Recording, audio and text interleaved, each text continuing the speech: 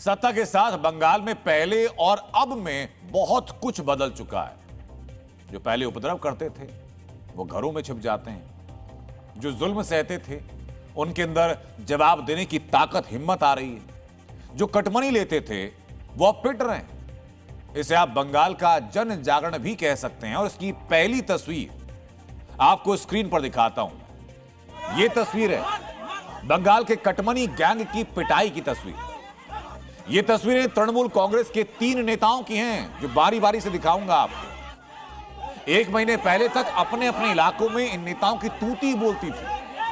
1 महीने पहले अपने अपने इलाकों में इन नेताओं से लोग डरते थे।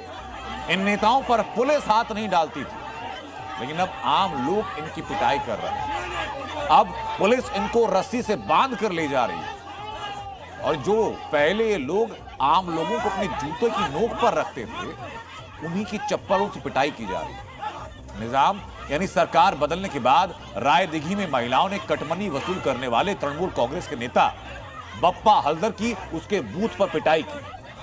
तृणमूल पार्षद राजीव घोष की गिरफ्तारी के बाद उनको जूते चप्पलों से पीटने की कोशिश की।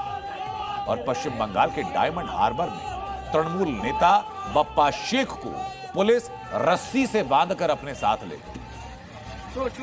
ये तीनों वीडियो बंगाल के बदले हुए मूड की गवाही दे रहे हैं। आपने वो शेर सुना होगा, बशीर साहब का एक नायाब शेर है कि शौहरत की बुलंदी भी पल भर का तमाशा है। जिस डाल पे बैठे हो वो डाल टूट भी सकती है।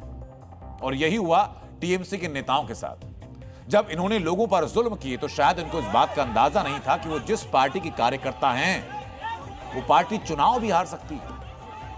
आज आप भी देखिए कि वक्त बदलने के साथ बंगाल में जिनका दबदबा था उनका हाल क्या हो गया। पश्चिम बंगाल के रायदिघी में कभी बप्पा हल्दर की तूती बोलती थी, लेकिन आज महिलाएं जिस तरह उसको पीट रही हैं, उसे देखकर कोई भी बता सकता है अब रायदिघी के लोगों के दिल में बैठा उसका खौफ खत्म हो गया है। जिसे देखकर कभी इस इलाके की महिलाएं रास्ता बदल लिया करती थीं, अब उसी नेता का रास्ता रोककर उसकी पिटाई की जा रही है।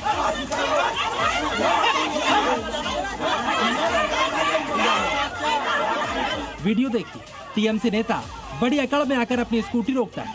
महिलाओं से बहस शुरू होती है।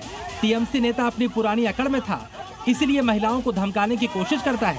अचानक एक महिला पर नाराज होकर वो उसके हाथ को झटक देता है और अगले ही पल उसको एहसास हो जाता है वक्त बदल चुका है।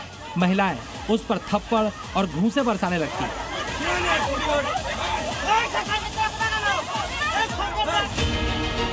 सोने की चेन और चश्मा पहनकर रौब जमाने आए नेता की बंगाल की महिलाओं ने सारी अकड़ निकाल दी। पिट रहा टीएमसी नेता टीएमसी पंचायत प्रधान का पति भी है और इस इलाके में जबरन वसूली के लिए कुख्यात है।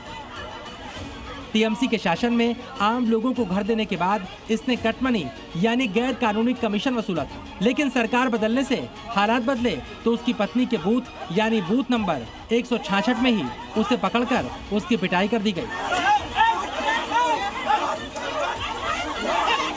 हालात इतने बिगड़े कि दबंग टीएमसी नेता मौके पर अपनी स्कूटी छोड़कर भाग गया।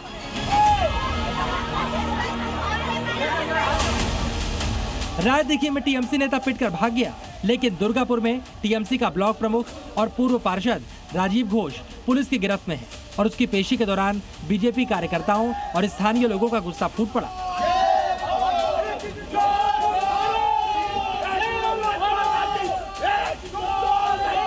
बात सिर्फ नारेबाजी पर खत्म नहीं हुई। लोगों ने राजीव घोष को जूतों और चप्पलों से मारने की कोशिश की। गुस्सा इतना ज्यादा था कि टीएमसी नेता को सुरक्षा बल मुंह ढककर पेशी के लिए लेकर आए। जिस टीएमसी नेता को कोर्ट में पेश किया गया उस पर 2021 विधानसभा चुनाव के बाद पोस्ट पोल हिंसा के आरोप भी लगे हैं। बीजेपी का आरोप है राजीव ने बीजेपी कार्यकर्ताओं को धमकाया, उनके घरों पर हमला किया और कई बीजेपी समर्थकों को घर छोड़ने पर मजबूर किया।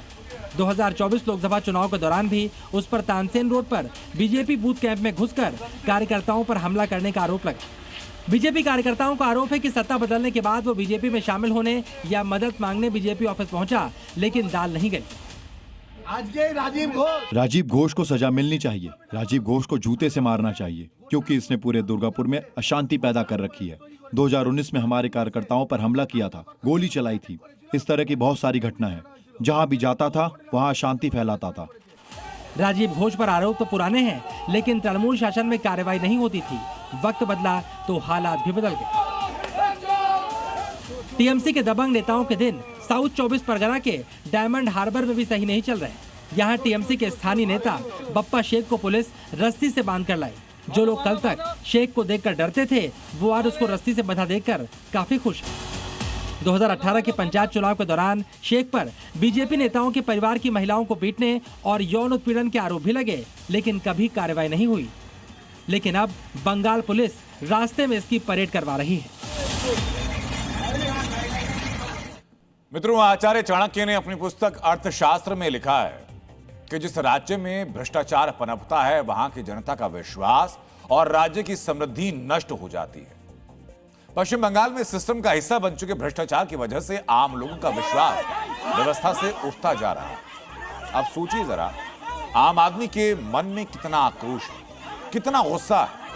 आम लोगों ने 15 साल कैसी प्रताड़ना झेली कि ये गुस्सा दबंगों, गुंडों और कटमनी वसूलने वालों की पिटाई के तौर पर सामने आ रहा है।